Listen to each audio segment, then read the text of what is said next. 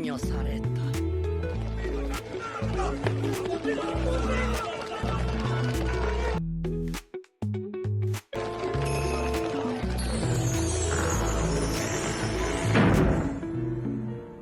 福永34年、蘇韓国17代皇帝が死んだ。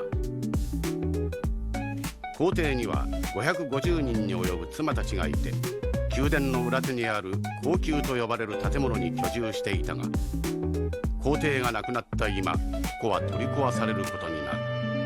当然のように今後皇太后となる正妃以外の妻はここを出ていかなければならない。それが決まりであった。泣く妻、諦める妻、さっさとふるさとへの帰り支度を始める妻。まことにさまざまな女人群像を見ることができるのであったが、次の皇帝が即位するわずかな空白期間、皇宮はまた大陰謀の巣窟ともなるのであった。皇太子の即位式を早める動きがあると、どうせ比例閣あたりが腹心の宦官を集めて画策しておるのであろう。食えない狸どもだ。次期皇帝には我が子平鉄こそがふさわしい。生徒の平鉄のために早々に皇位への道を開くがよい。はあ、わからぬのか、皇太子を。にせよ。はあ、何しろ相手はナウテの命じてじゃ早急の手段が必要ですぞ。さよう、先の皇后の病死も実は毒殺されたのではないかという噂が依然として消えておらん。その疑惑の中心にあのメギツネがおる。ぐずぐずしておれば皇太子までが何をされるか分かったものではない。この際一刻も早く即位式を。そのためには次期皇帝の成否を決めねばならん。成否を決めるには花嫁候補生を集めねばならん。救助だ、救助狩りです。かくして新皇帝の花嫁候補を見つけるべく、宦官と呼ばれる高級の役人たちがそれぞれの生まれ故郷を目指して全国へ散っていった。候補のよう、先頃皇帝法事国家安泰ここに急す、思えらく万民より幼鳥たる淑女を募り、皇后を立てんと欲す。国家千年の安慶、この地織田県より礎とせん。世はことに計りてこの地。ねえねえ、ずいぶん難しそうなこと書いてあるらしいけど、どういうこと？つまりさ、天子様が亡くなったんで次の天子様になられるお方の救助を募集するんだってさ。救助？救助って何？皇帝の花嫁候補のことさ。全国からたくさんの美女が集められて皇帝の正妃となるための学問を受けるんだよ。救助って勉強できるんだ。それでめでたく正妃になってごらんよ。綺麗な着物が着れて3食昼寝付き。3食昼寝付き？皇太子が生まれれば栄養映画は思いのまま。あたちが若い頃にこういうチャンスがあったらね、こんな亭主なんかとくっつきゃしなかったよ。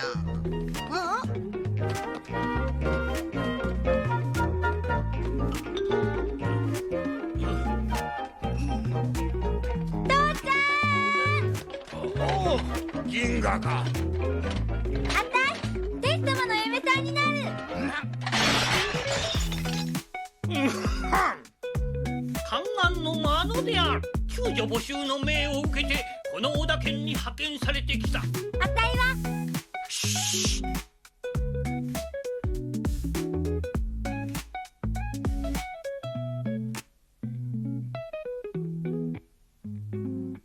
黙って。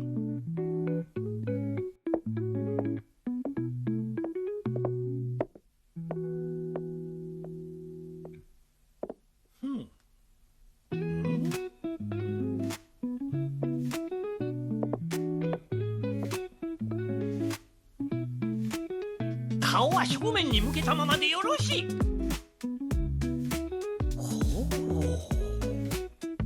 って。名前は？銀河。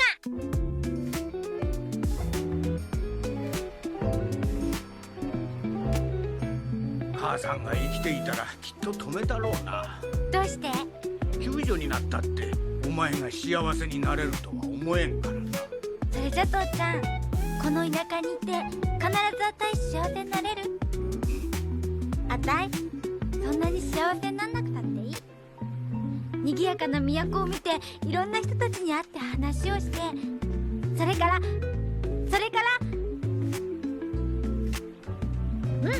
なんつったって3食昼寝付きだもんね。父ちゃん、あたいがいなくなったらお嫁さんもらいなさいよ。あのな。頑張れよ父ちゃん。はい。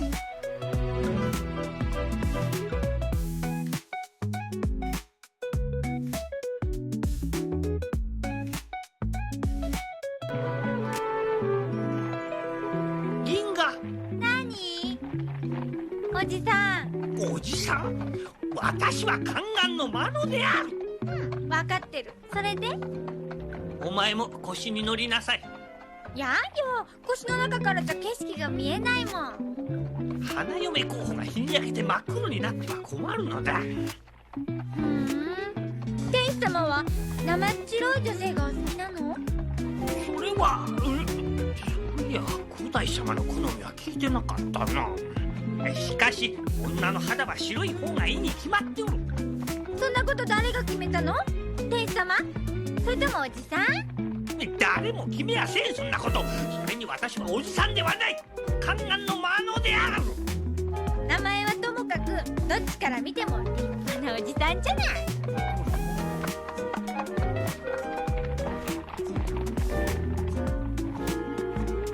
わしゃ選択を誤ったかな。いや長年多くの救助を見てきた私の目に狂いはない。あの娘は玉だ。磨けば光る宝玉だ。我が小田家から王妃を誕生させてみろ。スカウトした私には大出世が待っているではないか。ここはどうにでも蘇官城に入る前に銀河を磨いておかなければならない。泥付き大根を磨きに磨いておでんの具に、いや貴婦人に仕立てねばならない。しつけだ、教育だ。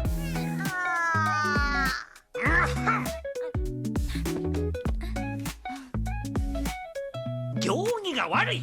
人前でのどちんこが見えるほどの大あくびをするやつがいるか。だって退屈なんだもん。言葉遣い、礼儀作法、高級に入る前に身につける必要がある。高級って堅苦しいところなんだな。聞いていた話と全然違う。お前一体何を聞いて救助募集に応じてきたんだ？3食昼寝付き。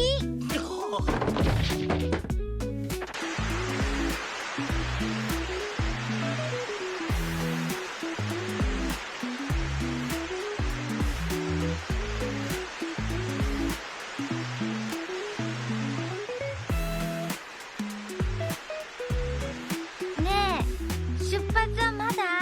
雨が降っとるじゃろうが、雨が。それっぽん。よし、これで次は良くなるぞ。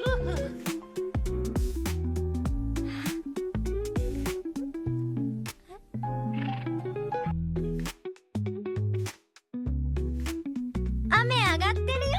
まあ待ちなさい。そこから山が見えるだろ。あの山には近頃恐ろしい山賊どもが作っているそうだ。うっかり外出しては危ない危ない。あ、ようやく月が回ってきたぞ。どれ、もうはっちゃん。何よ。雨が降ってるからダメ？山賊がいるから動けない？そんなこと言ってもう10日もこの旅籠に居続けてんのよ。退屈でも我慢できない。だからお前にはしつけ教育係をつけておるだろうが。いや、あたい小田家に帰る。あ、銀河、待ちなさい。銀河。もう頭きちゃう。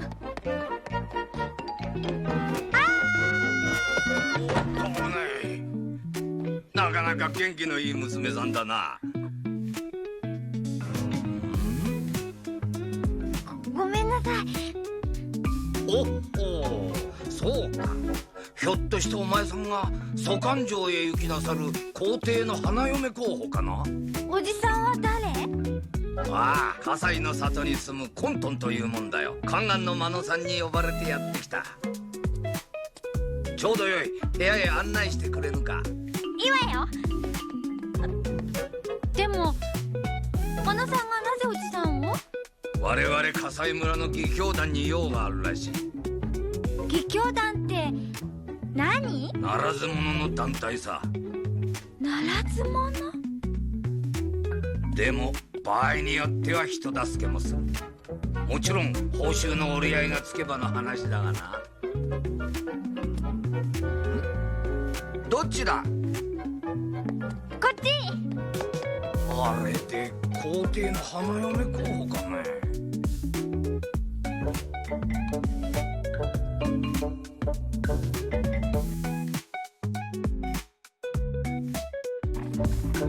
どうだ銀河、遊んでいるように見えても私はちゃんと手を打っておるだろうが、こうやって義教団に護衛させれば山賊なんか怖くない。いっそ山賊を雇い入れた方がぐーんと安かったりして。ああ、もう可愛げのない娘。いやいや、そんなこと言ってられんぞ。選んだのは私だしな。なんとか貴婦人に仕上げねばならん。自信ないな、私。トントンの兄、皇帝の花嫁候補ともなればそりゃ綺麗なもんだべな、やっぱりよ。どうかな。可愛いかいや可愛いがな。俺見てくんべ。おい兵将、ほらよ、葛西村の義教団団長兵将注文だがよ。あれ、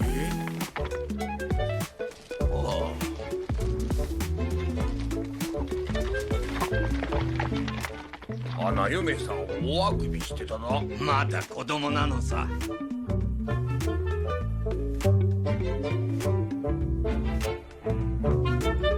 山賊出そうもないわね。俺たちが守ってっからな。山賊が出てきても負けない？当たり前よ。じゃあ出てきてくんないかな。おめえ物騒なことを平気で言うな。だってあんたたち散歩してるだけでお金もらうつもり？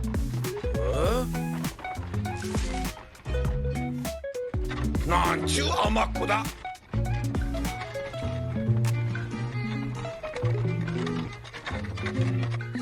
無邪気なもんだ、手を打ってる。コントンの兄、あんな山猿みてえな娘が皇帝の花嫁なんかになれっかよ。ほらすぐに追ん出されて帰ってくると思うけどよ。いや、あの娘銀河と言ったっけ。俺はなんとなく皇帝の妃になるような、そんな気がしてきたよ。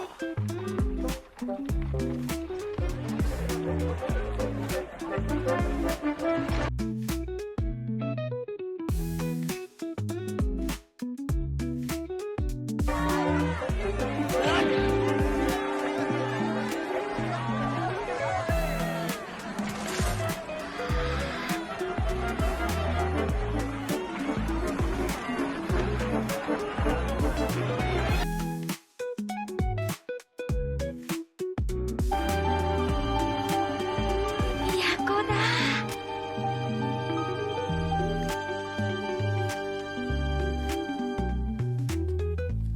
当分お別れだよ。ここは？高級の入り口だ。ここから先はあのばあさんが案内してくれる。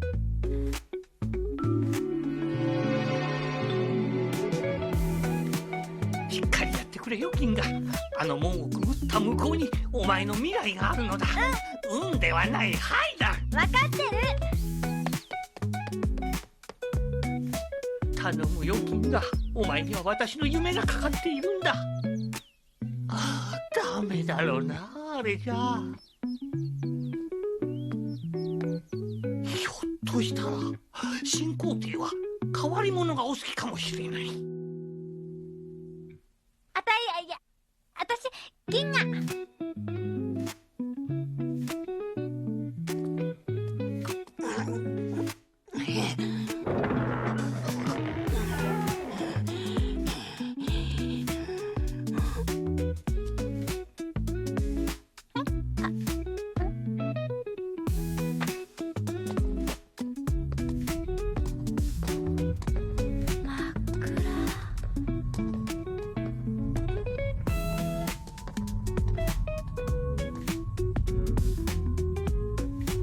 ずいぶん長い入り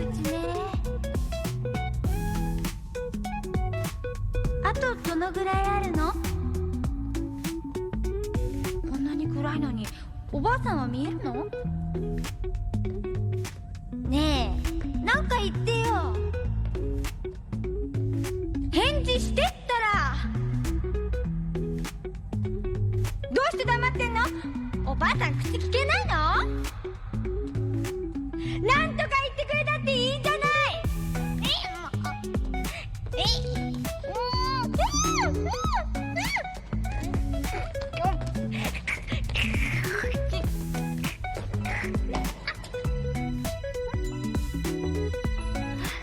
寒くなってきた。あれが出口かしら。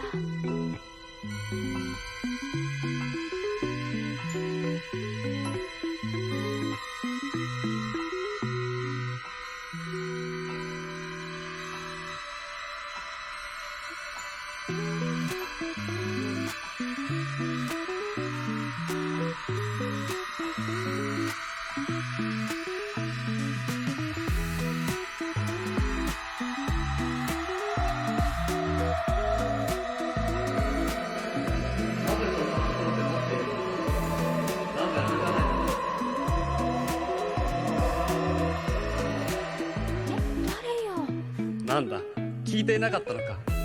棒のように立っているの。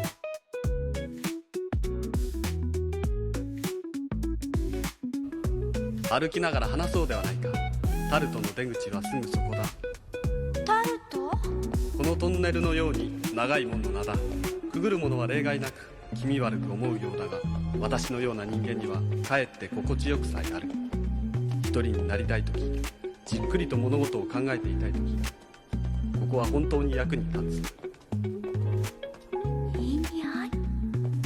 時にはお前様のような人にも出会えるしな。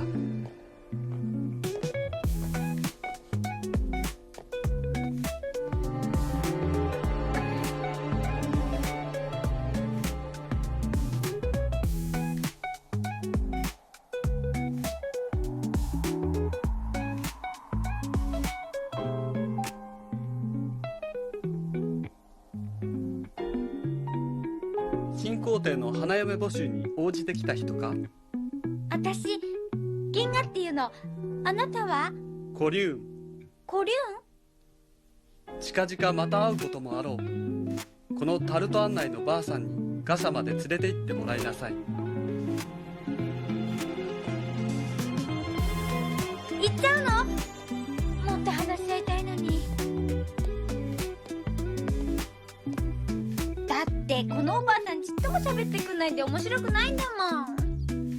まあいい加減に手を離さんかい、おしゃべり娘が。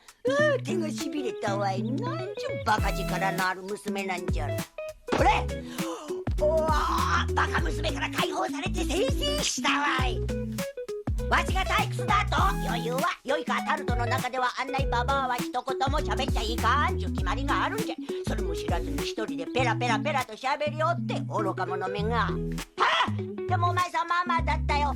大概の娘はあの長いトンネルの中で気も狂わんばかりになるからの。中には失神する娘もおる。はあ、だからといって安心するじゃないぞ。高級での勉強は厳しいからの。月に一度は逆戻りして故郷に帰ってく娘がいるんじゃ。そうならぬようしっかり勉強するがええ。はあ、わしがお前をガシャに案内するじゃと。ほらお役目違いちゅうもんじゃ。わしの仕事はやってくる娘の手を引いてタルトの中を往復するだけだからな。はあ、ここでポケット待っちょるがよ。そのうちいいのうちカンカンがやってきてガシャまで案内してくれるよ。どれ、次の娘が連れてこられてタルトの門前で待っておるじゃろう。言ってやらねばな。一日3交代、あと一時ほどはわしの仕事だ。今度は素直ないい娘であってほしいもんじゃね。じゃあな、明日にも公共を追い出されてこのタルトを出ていくようなことにならんようにな。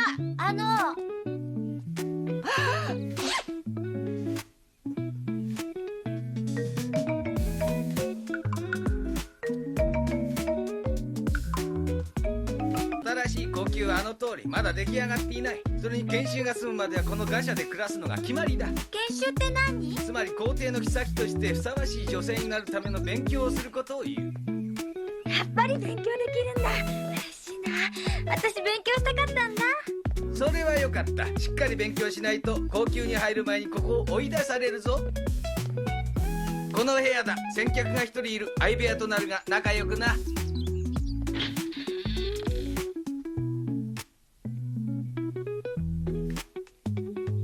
ごめんなさいよ。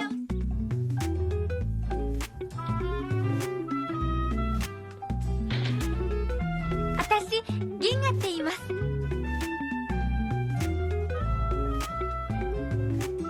この部屋は4人で使うんだそうですね。あなたの名前は？あなたもタルトババアですか？なんで私がタルトババアなのよ。だって口聞いてくんないんだもん。私は貴族よ。あなたのような庶民とは対等に口を聞く必要などないの。この部屋兄弟が一つしかないんだ。だからどうしたっていうの？私も髪を溶かしたくなったの。あなた終わったでしょ？そこどいてくんない？これは私一人で使います。じゃあ私はどうすればいいのよ。川屋にあるからそこを使ったらいいわ。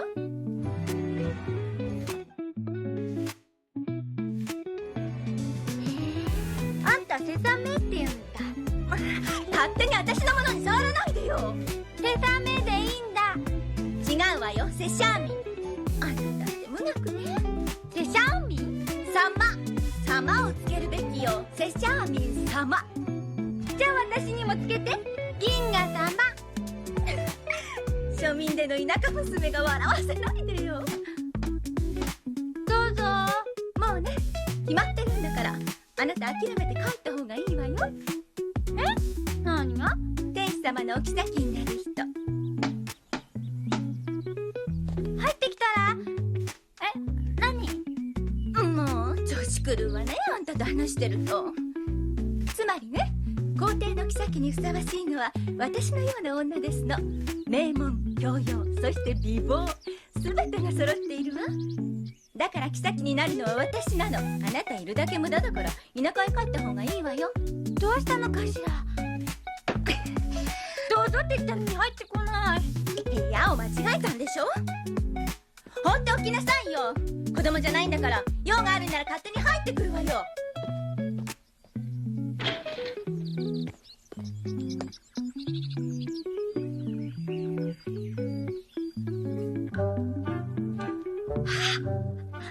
ねえ、どうしたの？どっか具合でも悪いの？開いたか。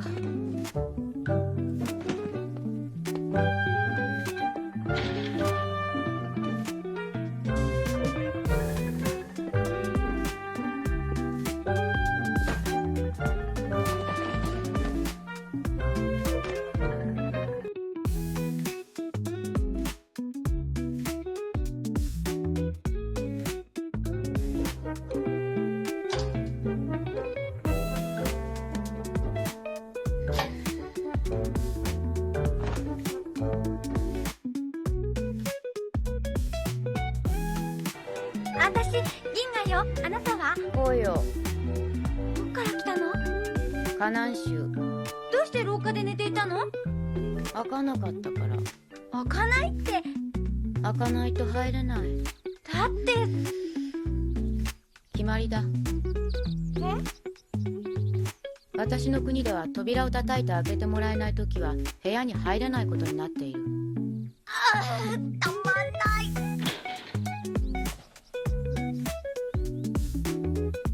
ここか。こりゃ。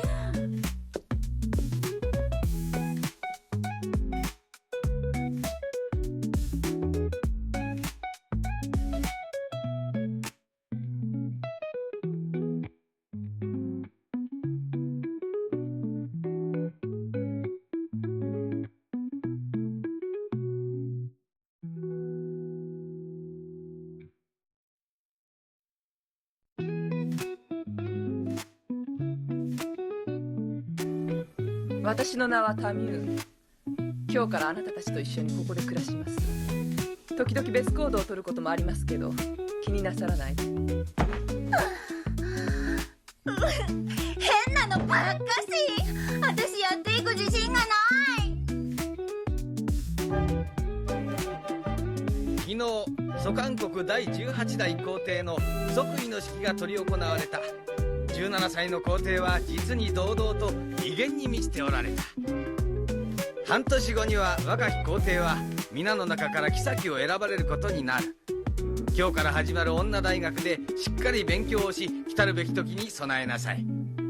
さて、我が国では女の学校はこの皇宮にしかない。しかも皆の教育を担当なさるのは蘇韓国一の学者であられる瀬戸角人先生です。それでは角人先生をご紹介申し上げる。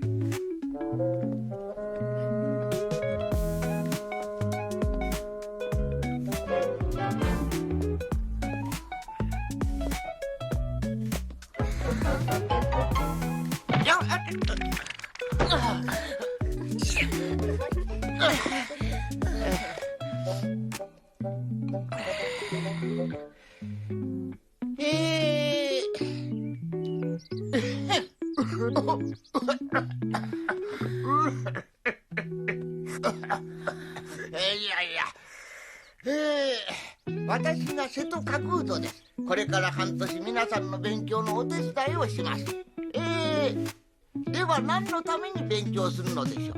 それは皇帝の妃にふさわしい女性になるためです。第一に一般的な知識と教養。皇帝陛下は大変に教養のあるお方ですよ。このようなお方がご自分の妻にどういう人を選ぶと思いますか。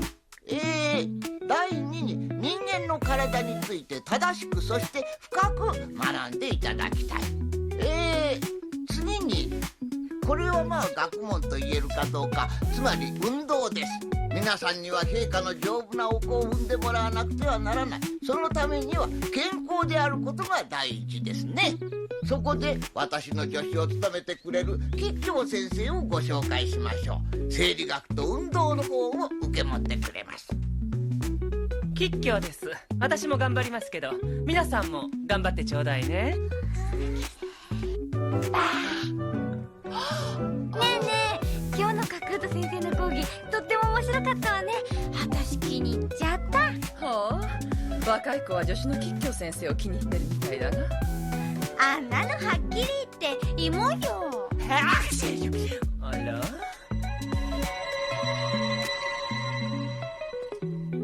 問題は話の中身よ。角人先生の話って本当に奥が深いって感じ。それはよかった。タミュンって本当にコリュンに似てるわね。そなたコリュンを知ってるのか。タルトの中でお話ししたの。タルトの中。そうか。何私はコリュンの姉です。兄弟で高級に。シッ、これは2人だけの秘密です。分かって。でも今日の講義にコリュン出てなかったわね。あれにはあれの事情が。どこへ行くの？夜勝手に出歩くと叱られますよ。私の行動をいちいち気にするなって言ったはずです。イノさんに見つかってさっさとここから追い出されればいいんだわ。そなた、そんなに四六時中髪を溶かしているとそのうちハゲてくるぞ。なんですって？頭に血が上っちゃった。本当に変なのばっかしなんだから。我が子平鉄に皇位の道を開くどころか新皇帝が誕生してしまったではないか。生徒のその後どうしておったのだ。新皇帝は午前の仕事を終えられると午後はどこかへ身を隠してしまわれます。手を焼きましたがようやく隠れ場所を発見することができました。ほうしてコリュンはどこに隠れておった。思いもよらぬところ。思いもよらぬところ。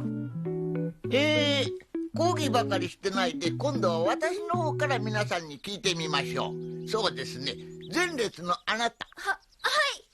あなたは女性で私はだいぶ老いぼれてはいるが男性だ。さて男と女の区別をどこでするのですか、あなたは。それは見ればわかります。どこを見ればわかるのでしょう。どこって体つきで。それだけではとても不十分ですね。服を着ているときは時々間違えることがあるのを知っていますね。裸体になればはっきりすると言いたいのでしょうが、実は神様は時々男でもあり女でもある体をお作りになることがあるのですよ。これだと困りますね。どうぞ座って。あなたはどうです？男と女を区別するのは何か？わかりません。あなたは？わかりません。先生、どうぞ。心で区別するんだと思います。ほう、とても面白い見方なのですが違うのです。全く女と同じ心を持った男がいます。皆さんも男のくせに男が好きになるっていうことがあるのを知ってるでしょう。その時男でも女と全く同じ心の動きをします。他の答えのある人はいない。では答えを言わなければなりませんね。でもこの答えは私が言うべきじゃないような気がします。これはつまり皆さんで答えを見つける方が大事だなと。ひょっとして答えがないのかもしれませんよ。そんな。あなた何か言いましたか？ちゃんとした答えを出してください。でないと私夜も眠れないわ。おやおや。教えてください。あなたお名前は？銀河。確かに解けない問題を抱えていると落ち着かないもんだよね。でもこの問題はなぞなぞみたいにスパッと答えが出るもんじゃない。でも先生は知ってるんでしょ？まあね。でもこれは私の答えだ。それじゃあ先生の答えを教えて。ダメだよ。私はこの答えを売るのに50年費やしたのだ。それをそう簡単に聞こうと思うのは卑怯じゃないかね。先生はケチなんですね。ケチ？50年かかったから教えないって言うなら私たちは何年待ったら教えてくれるんですか？5年ですか？3年ですか？それとも1年？まあまあ、さて時間が来たようだから今日の講義はこれで終わり。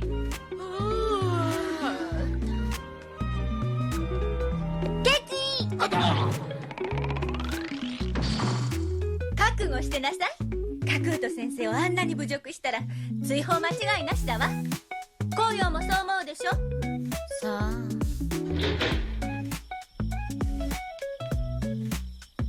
銀河先生がお呼びだぞ。イノさん、やっぱり追放でしょ？さあ。もう一人あのタミュンって子もいるわ。タミュンは今夜も一人で外出してるのよ。ね、これ掟破りなんでしょ？タミュン。さあ。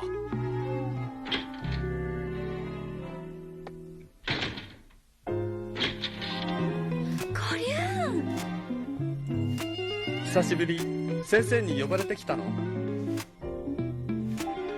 叱られに来たね。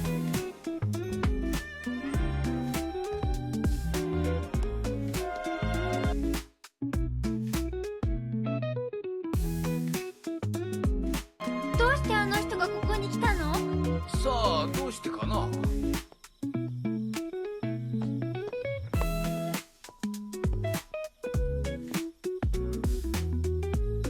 いや、よく来たな。本が珍しいか？先生はこの本をみんな読んだの？半分は読んだな。じゃああとの半分は語りだ。いや、あと半分は私が書いた本だ。えっ？ひー！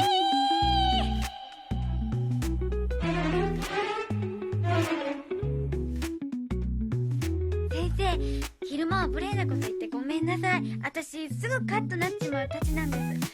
それで父ちゃんにもよく叱られてました。いやいや、確かに私もケチだったかもしれんな。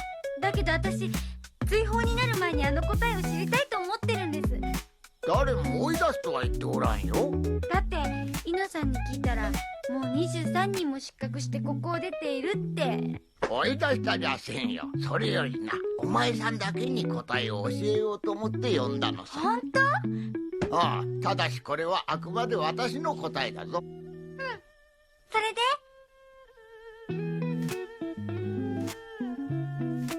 子供を産むことじゃ。これは女にしかできん。なんだ、そんなこと考えつくのに50年もかかったの？うちの母ちゃんなんか18であたいを産んだんだよ。人生は20年だったけど。そんなことと簡単に言ってくれるな。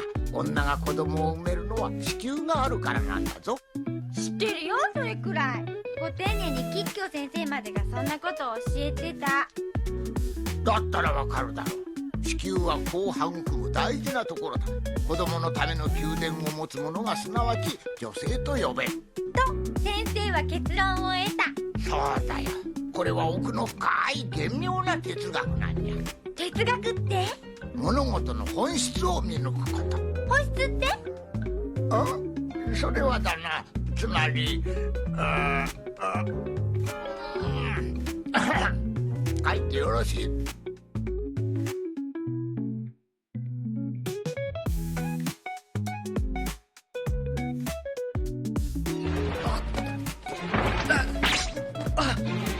よかったじゃないか、出ていくこともなくて。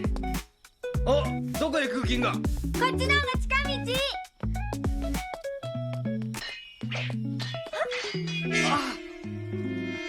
コリュウコリュ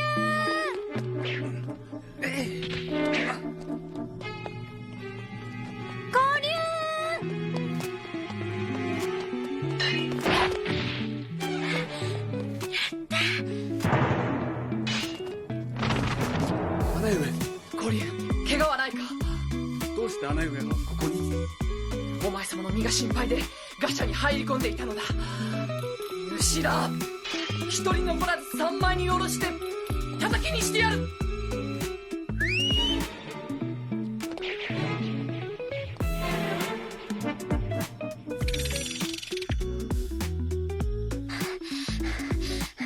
銀河、もう敵はいないよ。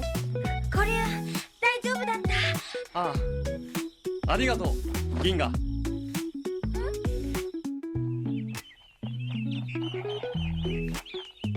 本兄はショコグラです。また本かよ。おーい、本兄いるか？おう、ここだ兵長。じゃなかった、イリューダと名を変えたんだっけな。めいち本ばっかし読んでよく飽きねえな。どうしたんだ、嫌に早いじゃないか。つまんねえから帰ってきた。ほらもうお役所勤めには飽きしたんだ。おやおや、贅沢な。山賊退治が縁となり県知事の娘婿に収まって、名もそれらしくイリューダと改めた。娘婿ったってよ、カッサカサのイカズゴ家を押し付けられたんだぜ、わしゃ。いいじゃないかよ。役所の仕事ったって接待の毎日なんだろ。楽なもんだ。それよ、それに飽きちまったんだ。なあ兄、俺が名前を変えたのは役所で軍事次郎なんて役職についてのんべんだらりとこの世を渡って生きてえと思ったからじゃねえぞ。その逆よ。イリューダ、すなわち現英達、幻でもいいから夢を追いかけてえのよ。本気かよ。ああ、本気だとも。今の地位を捨ててもか。婿養子も返上してやら。これあ、実を言うとな、俺も本を読むのに飽きてきたところだ。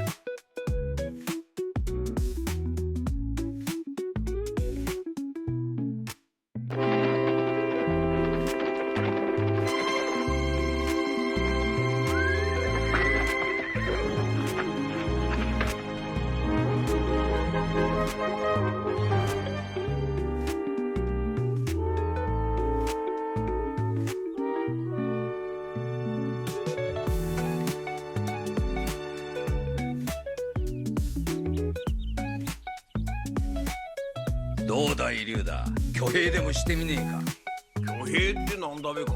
兵を挙げる、反乱を起こすのよ。反乱？知ってるか。今北市の朝廷は乱れに乱れているってことだ。重臣や宦官どもは権力争いや私腹を肥やすことに急々としている。若い皇帝には内心どもを押さえつける力がないんだろうな。へえ、そうけ。遠い都のことなのによく知ってんな。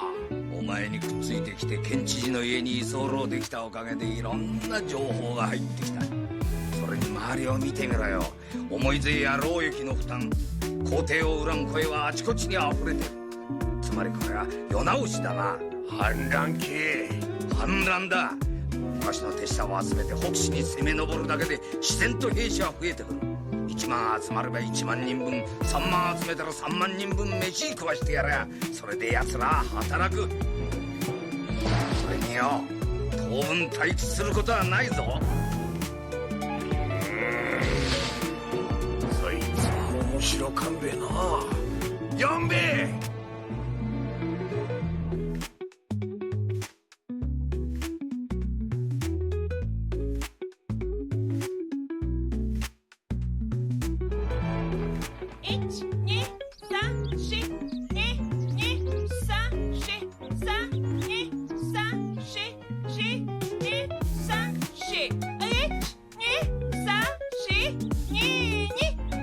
こんな運動本当に体にいいのかしら。いいか悪いか知らないけど、あの吉京先生を見ているだけでいいわ私。皇帝よりも私皇帝の顔知らないもの。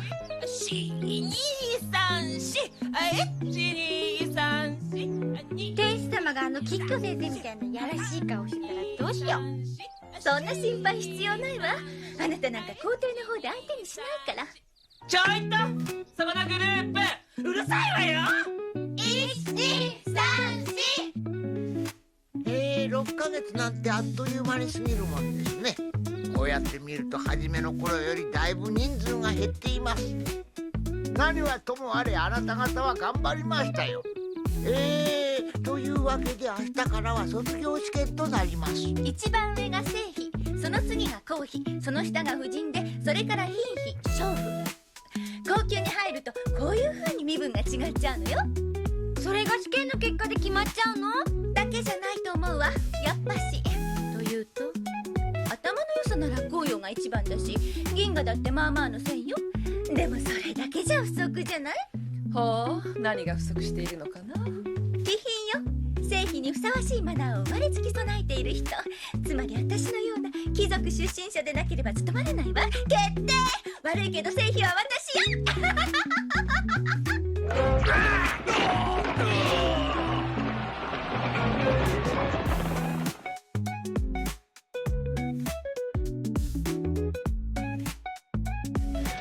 突撃！馬良艦を一気に押しつぶせ！この砦を落とせば次は北蛮艦だぞ！都はその向こうだ！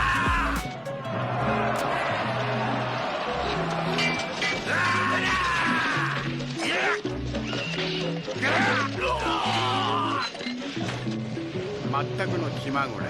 退屈しのぎに始めたイリューダの反乱はこの頃すでに3万5千の兵を集めて馬良艦を落とし、難攻不落と言われた北蛮艦に向かっていた。銀河！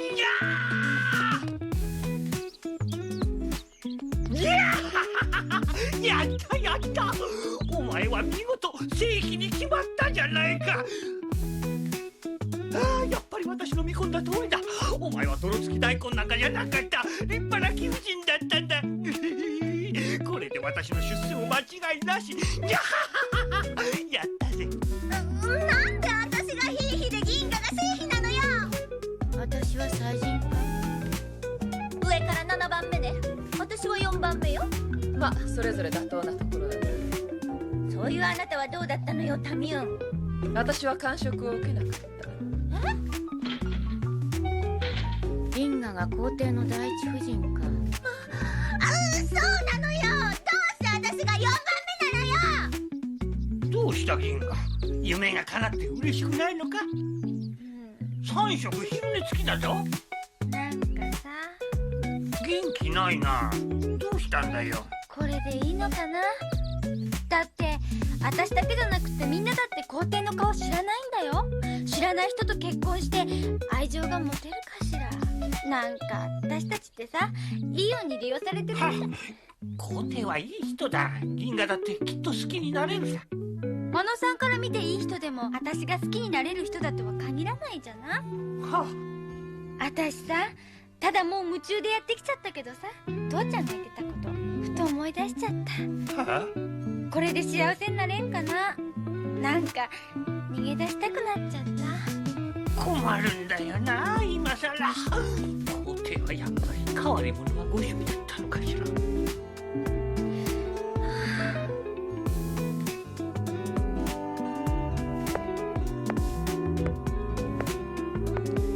皇帝陛下がお見えになられました。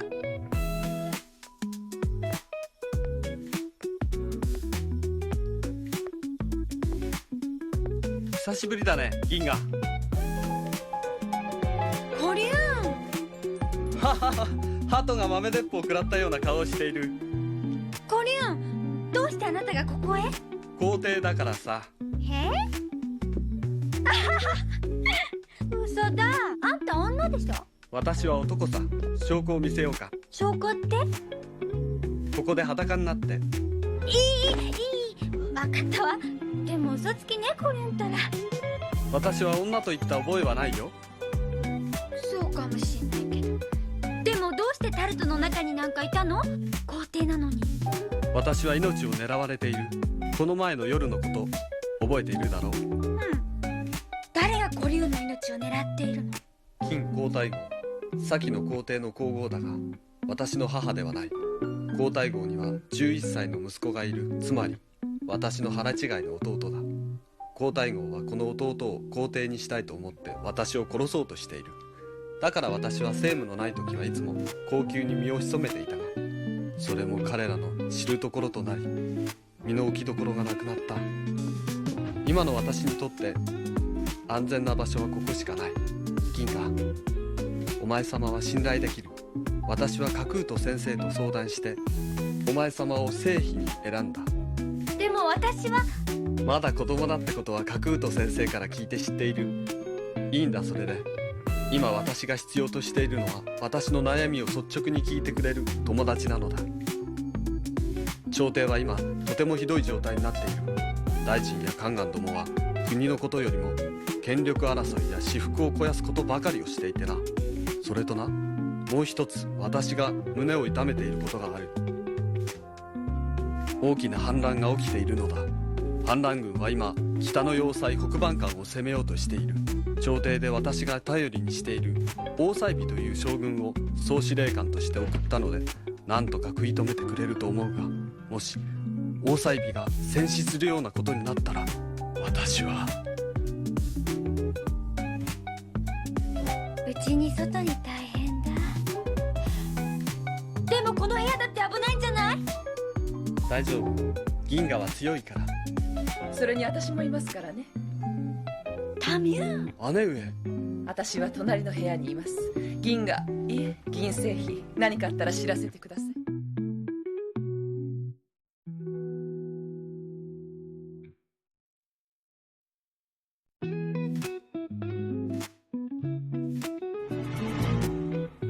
それにしてもきれいさっぱり片付いちゃったわね。一体どうしたの？いやいつだったかお前様に言われた言葉が答えてな。本当に私は50年間も一体何を研究してきたんじゃろう。ところでどうじゃ、皇帝との生活は？お茶を飲んでお菓子を食べていろんな話をして楽しいよ。あ、それだけ？なんじゃ、はあ、当分は皇太子誕生を望むべくもないか。お戻りかな、銀製品。コリュンがそろそろやってくる時間だから。ならば皇帝に伝えてもらいたい。私は弟子の吉凶を破門したと。吉凶先生を？あやつめ、金がね野心家であることは知っておったが、あろうことか近頃皇太后と結びつきおった。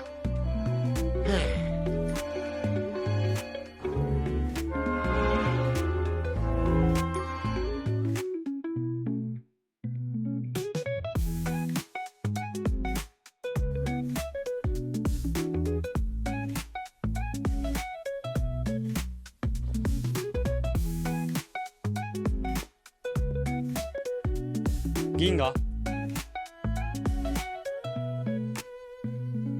銀河、私はしばらくここへ来れなくなった。明日からは昼夜宮中において政務を取らなければならなくなった。でも皇宮の外に出たら危ないんでしょ？もうそんなことを言っていられなくなったんだよ。北蛮艦が落ちたんだ。勢いに乗じて反乱軍は都を目指して突き進んできている。急ぎ兵の立て直しを図らないと我が王朝は滅びるかもしれない。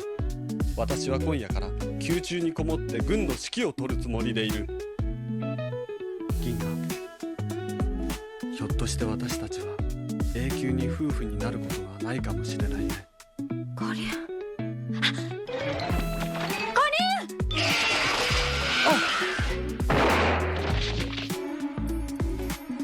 その短筒はフリントロック式、弾は一発よ。ゴリュ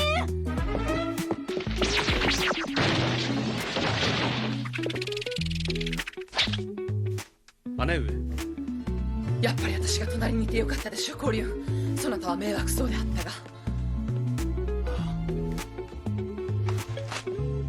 吉凶の影響を受けた宦官だ。高級も安全じゃなくなったわね。安全なところはもうこの世にはなさそうだ。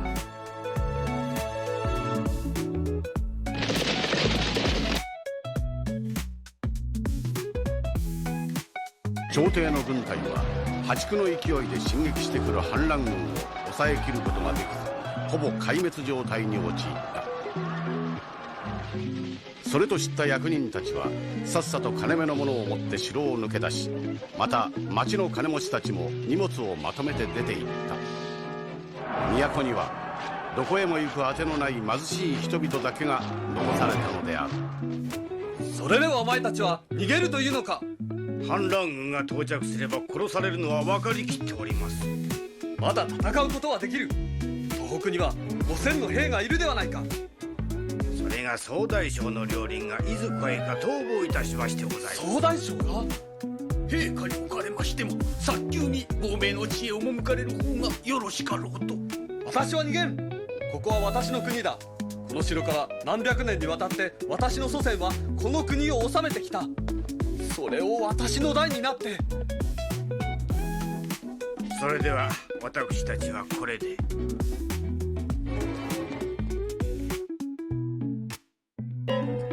高級を女たちで守ろうというのは私の哲学とも一致する。高級すなわち国の支給だ。先生、今は哲学の講義を聞いている時間はないんです。私に何をしろと？先生は知識の広い方だから、私たちに戦い方を教えてください。ああ、そりゃダメじゃ。私は兵法を学ばなかった。しかし歴史は知っておる。先の皇帝服装には道楽があった。あの方が買い集めた大砲や小銃、短筒などが今も兵器庫に眠っておる。それを使えば相当な力になるぞ。皇太后の使者だと。吉居と申します。金皇太后様のお言葉を謹んで申し伝えます。おお、聞いてやんべえよ。言ってみねえ。皇太后様は入田将軍を快く蘇官城にお迎えしたいとのお考えをお持ちでございます。皇太后が俺をか。ちょっと待て、皇帝の意見はどうなんだ。それは皇帝を差し置いて母親が勝手に降伏してくるとはおかしいじゃないか。実は今の皇帝は皇太后様の実のお子様ではございません。そこで入田将軍が蘇官城に入城された暁には今の皇帝を廃し、皇太后様のご子息平鉄様を19代皇帝にお立てになることを希望なさっております。なんだ、そういうことか。いかがでございましょう。このお申し出お受けいただきましょうや。まあ悪かねえと思うけどよ。お使者の方にお尋ね申そう。そっかは大西美将軍を暗殺させたのは誰か知っておられるか。いやな、俺たちが北蛮艦を攻めた時、砦を守っていた大西美将軍はすでに何者かの手によって暗殺されていた。言ってみりゃ俺たちがここまで来れたのは大西美将軍を暗殺してくれた人物のおかげよ。会って100万遍礼を言ったって言い足りねえやなあ。そうだろ。それでしたら金皇太后様に感謝していただきたいですね。皇太后様は大臣の生殿様と計って。それは間違いないのか。私めも一役買いましたから。隊長、その男を向こうへ連れて行って首をはねてしまえ。なんで私が。どうしてなの。目障りだ。お助けを。首をはねられるなんて私私、いやーゲスめ。本兄どうしたんだ。大西美将軍は清廉潔白で大変な軍略家だ。そんな立派な人を敵を目前にしながら暗殺させるやつはよっぽどの腹黒よ。そういうやつに近づいたら兄弟の命も危ないってことさ。おお、なるほど。おい、その日陰のキュウリみたいな首をはねたら塩漬けにして皇太后に届けてやれや。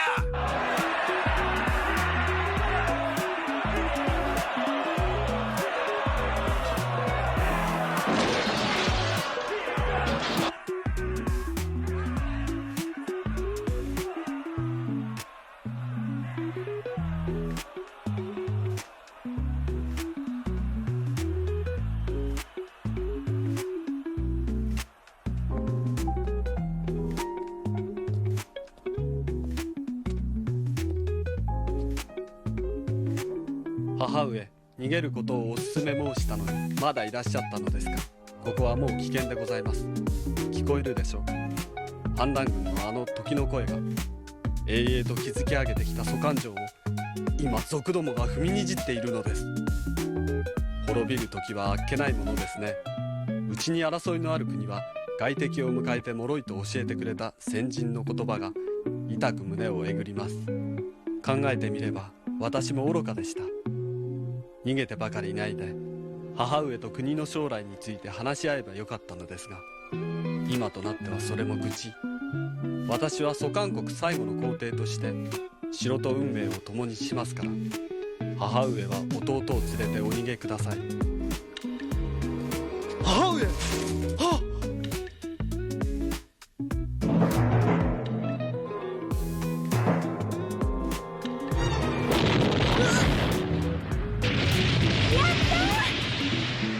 ちょっと角度が高かったですな。だいたい分かってきた。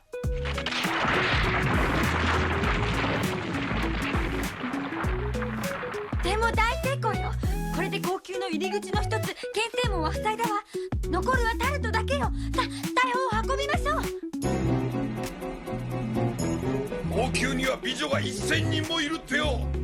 いいかおめえら、勝手に唾つけたら承知しねえぞ。女どもをとっつかめたらまず俺んとこへ持ってくるんだ。さあ行け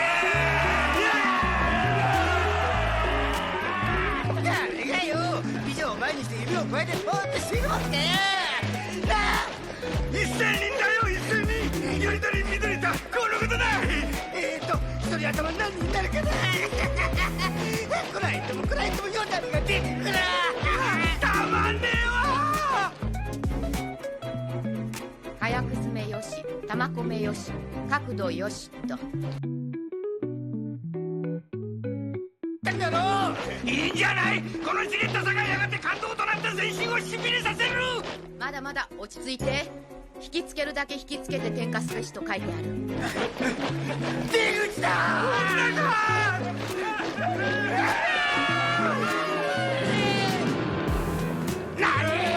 点火よろし。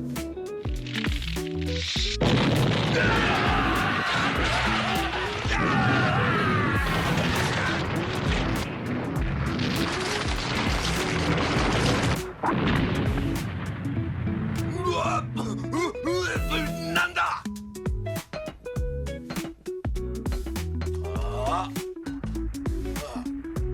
将軍、この穴はいけねえ。ここは雷様の通り道だった。ああ、高級を裏から攻めるのは無理か。引いて引いて。早く登る、早く。高級の身を一戦に早い者勝ちの分取りだ。押すなってば押すな。発射よろし。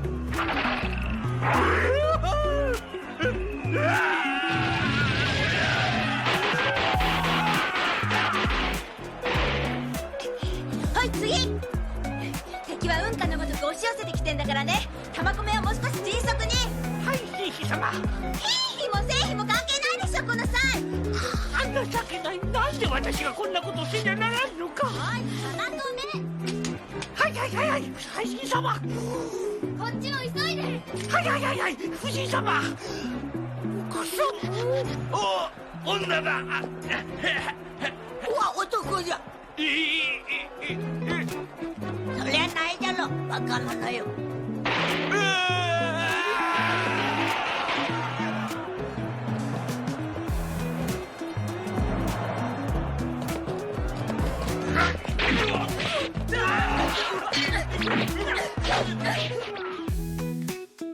めったな、高級の女どもやけに張り切っていやがって手がつけられねえや。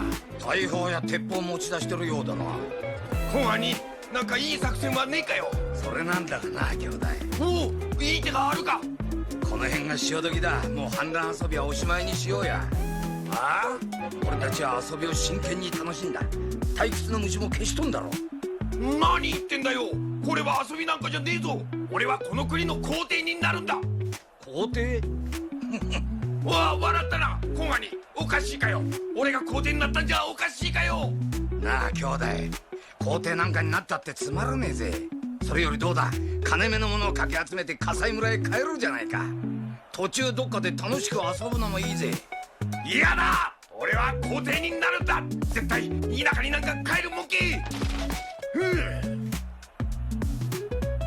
長い付き合いで初めて意見が違ったな。そんなところに座れば第2第3のイリューダに首を狙われるだけだぞ。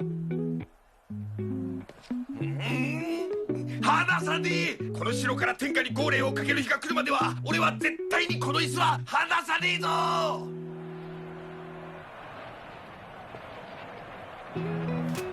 皇帝になるにはな、兵将、肥料ってもんが必要なんだよ。どうした？それが私は蘇韓国皇帝のコリュンだ。イルーダ将軍に話がある。取り次いでもらいたい。おお、要件は？城は渡そう。必要とあらば私の命も差し出そう。その代わり即刻高級攻撃を中止して中にいる者たちを助けてもらいたい。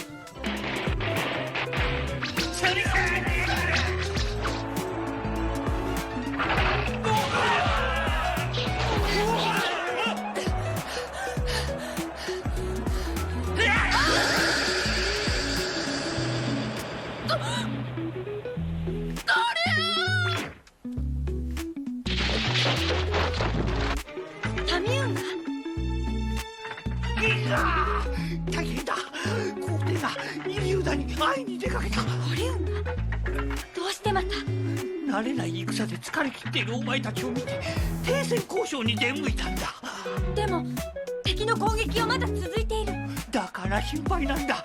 将軍と名乗っていたって相手はならず者の親玉に過ぎる。話がわかるようなやつとは思えんのよ。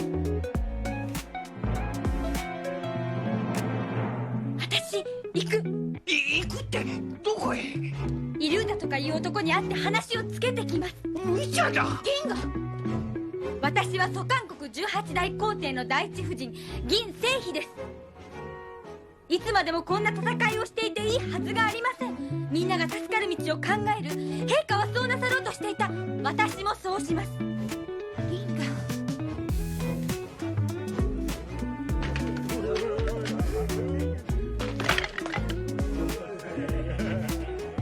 私は銀正妃です。お前たちの城に話があります。案内しなさい。私に指一本でも触れたら死にます。蘇韓国の正妃が高級の使者として来たのです。殺してしまってはイリューダの名が汚れるでしょう。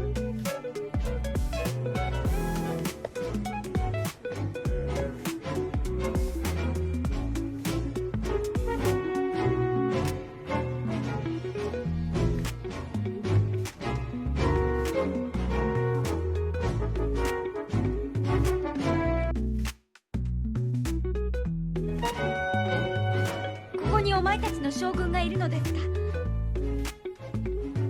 ご苦労でした。下がっていなさい。下がりなさい。イリューダ、話がある。俺はイリューダじゃないよ。あいつなら皇帝の玉座に腰掛けて簡単な夢に酔ってる。あれ？あなたは？いや、お前さんの顔を覚えてるぞ。なんて言ったっけ？銀河、葛西村であったあのすっとんきょうな泥付き大根だ。あなたは確かコントンさん。どうしてイリューダなんかの仲間になってんの？イリューダなんて偉そうに名乗ってるけど、兵将のことだよ。覚えてるか？あの図体ばっかしでかい人？そうか、お前さん聖妃になったのか。そうか。いや、あの時俺もそのような予感を抱いていたんだ。すっかり忘れてたよ。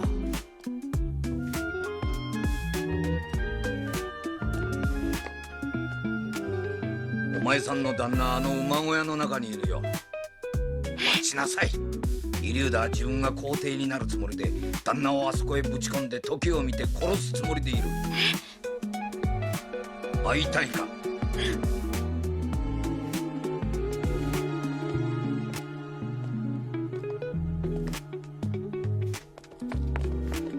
お前さんたちの幸せを邪魔する気はなかったんだが、結果的にはこうなってしまったんだし、言い訳はしないよ。一度ひん曲がった歴史はなかなか元に戻らんものさ。皇帝と会えるのもこれが最後だと思ってくれ。さて、しばらくは俺が万平の代わりをしてやるか。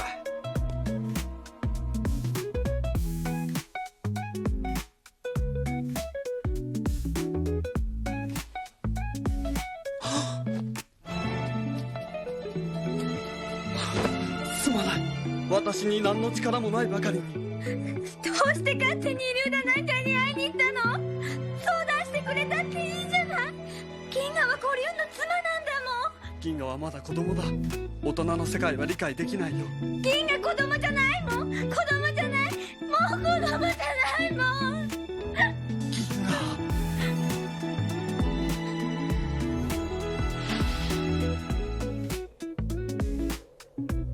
ふわふわした雲に男の夢を託したのが間違っていたのかな。俺はあの子を傷つけ、生涯の友達を失おうとしている。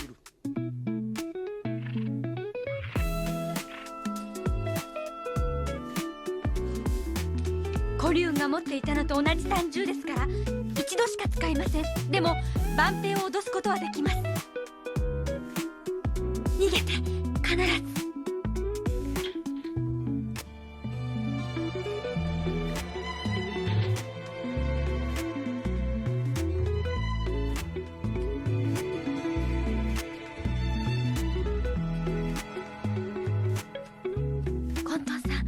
ありがとう。何？なんだか馬糞臭くなったな。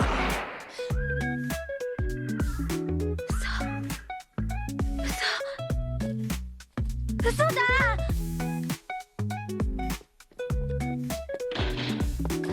コリュン。コリュン。生きるために渡したのに、生きててほしいから渡したのに、みんなで生きようと思ってたのに。コリュン。銀河、俺が高級の女たちを助けてやろう。でも失敗したからって怒るなよ。どうした？おい兄弟、今後に近寄るんじゃないよ。それ以上動いたらこの男を殺す。すぐに高級に残っている者たちを解放しなさい。でないとこの男は。言う通りにしてくれよ。俺死にたくない。何言ってんだよ。あそこには美女がごちゃまんといるんだぞ。頼むよ兄弟、俺を見殺しにすんのか？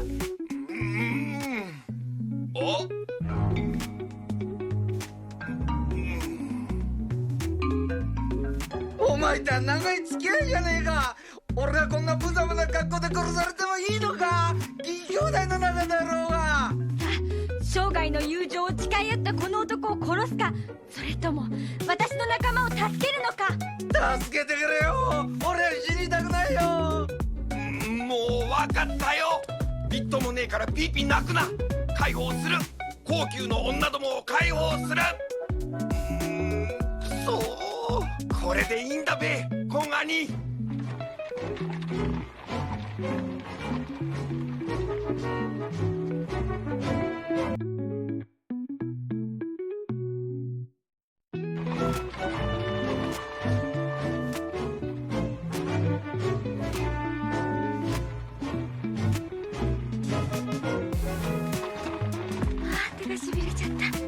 うまくいったわね。ああ、良き協力者のおかげでな。この単銃ハンマーが落ちっぱなしだった。イリューダ弾が入ってないことを知ってたようだよ。それを知っててなんで？俺への選別だろう。長い付き合いだったからな。てめえらそう恨めしそうな面して見送るんじゃねえ。いいか、なんつうことはねえ。あいつらみんな先の皇帝のもんじゃねえか。見てろ、俺は俺で新しいピチピチしたギャルを集めてやる。救助狩りじゃ